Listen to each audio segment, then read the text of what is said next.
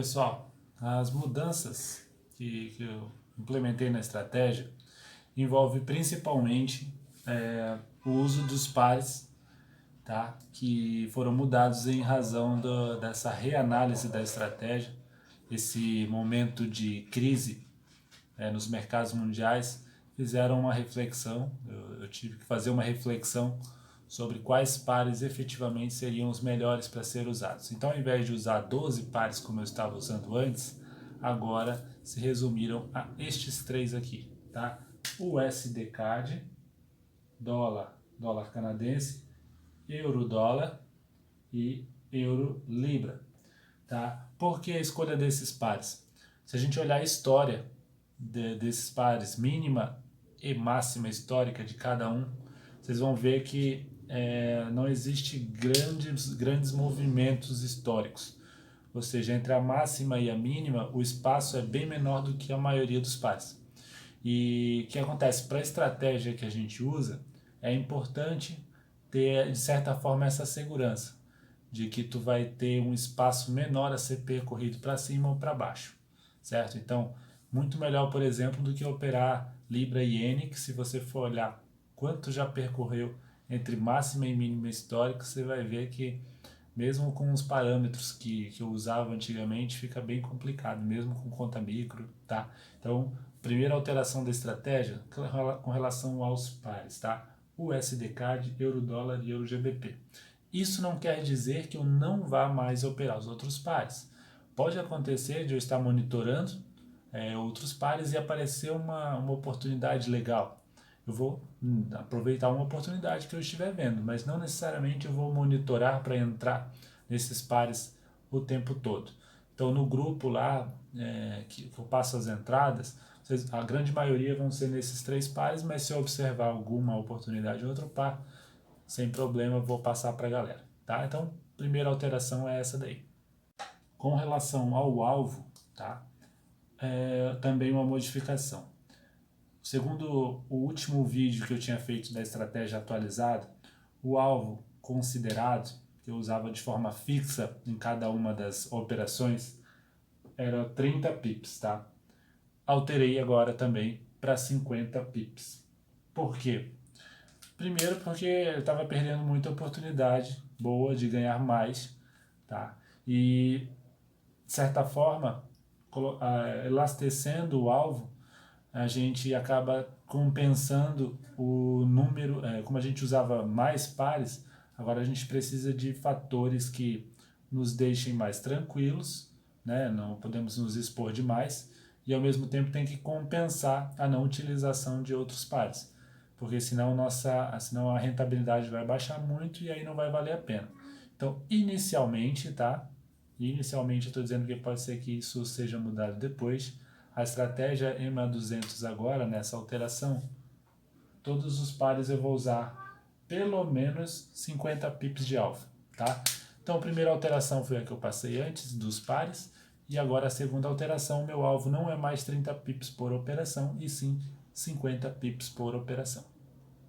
Vamos falar então agora da estratégia propriamente dita, tá? Principalmente para quem está iniciando agora e não entende bem ainda ela, vou passar aqui só o esboço. Ela é muito simples, desde o início sempre foi simples, e ela foi feita com base na estratégia da Cheyenne, só que com modificações. Vamos lá, em que consiste a estratégia? Configurar a média 200 no seu celular, tá? É exponencial 200, e tem a opção lá de fechamento e abertura, você bota fechamento. Então, EMA 200, configurado, você observa o comportamento do preço. Caso haja um afastamento entre a média e o preço de fechamento do candle superior a 100 pips, você faz a primeira entrada. Para qual direção? Se o preço se afastou da média, para baixo você faz compra. Se ele se afastou para cima, você faz venda. Nesse gráfico simulado aqui, a gente teve um primeiro candle. Aí você pode me perguntar, já abriria uma compra aqui? Depende. Se entre o fechamento dela e a média móvel tiver uma distância de 100 pips, já é o caso de uma primeira abertura. Caso não, você espera o mercado se comportar e o fechamento da próxima vela. A próxima vela, digamos que sendo essa, se entre o fechamento dela e a média tiver uma distância de 100 pips, aí sim você já abre uma ordem de compra. Então até botei aqui, ó, primeira, seria a primeira ordem de compra, certo? E você já estipula o alvo de 50 pips, tá? Digamos que seja aqui, tá? Hipótese só. Você viu que o preço continuou caindo, certo? E aí quando você faz a segunda ordem, quando houver um afastamento mínimo de 200 pips entre a primeira e a eventual segunda ordem. Então você teria que esperar o preço cair mais 200 pips para você pensar em abrir a segunda ordem. Eu recomendo que vocês façam, quando eu falo em ordem, o fracionamento, certo? Já expliquei em outros vídeos, vocês podem olhar e não abrir já o lote padrão de vocês na primeira entrada, e sim fracionar as entradas. Mas vejam os vídeos anteriores ali, que vocês vão ter uma ideia do que eu estou falando. De qualquer forma, primeira ordem aqui, 100 pips de distância da média. A segunda ordem, 200 pips de distância entre a primeira e a segunda ordem. Feito? Beleza. Digamos que o preço se comportou legal aqui. Ah, tá. Outra coisa. No fracionamento, vocês usam como alvo sempre o alvo da primeira entrada. Tá?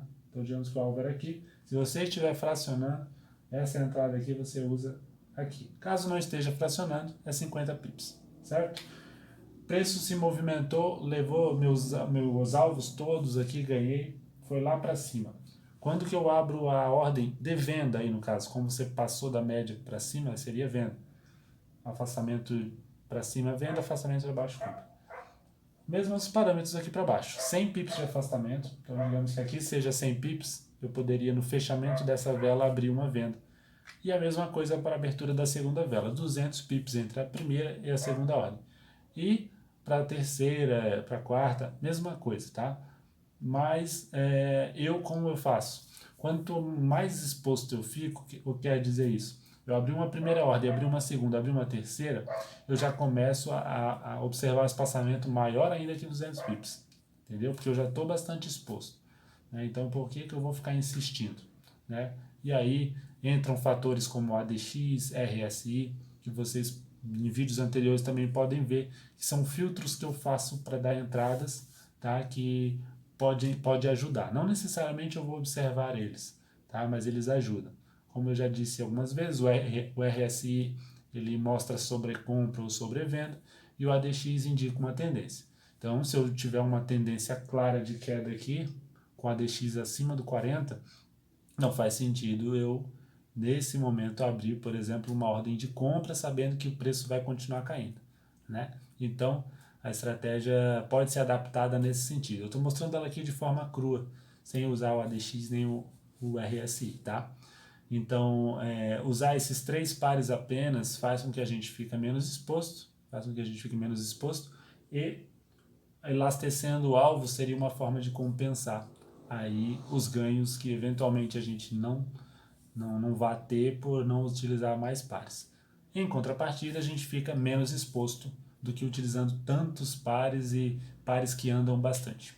Certo? Então a estratégia ela continua simples e fácil, porém agora a gente não fica mais unidirecional. A gente atua na compra e na venda e vai girando a conta conforme o preço vai acontecendo, e assim eu me sinto muito mais seguro de operar do que da forma que eu estava fazendo, indo muito a favor do swap, mas não tendo proteção, de certa forma, certo? Claro que a minha conta, como eu já disse no vídeo anterior, também está sossegada, mas eu acredito que assim você fica mais protegido ainda do que da forma que eu estava fazendo, tá? Não que ela estivesse errada, mas no momento de crise, certamente essa forma aqui seria mais protetiva para vocês traders que me acompanham aí no canal.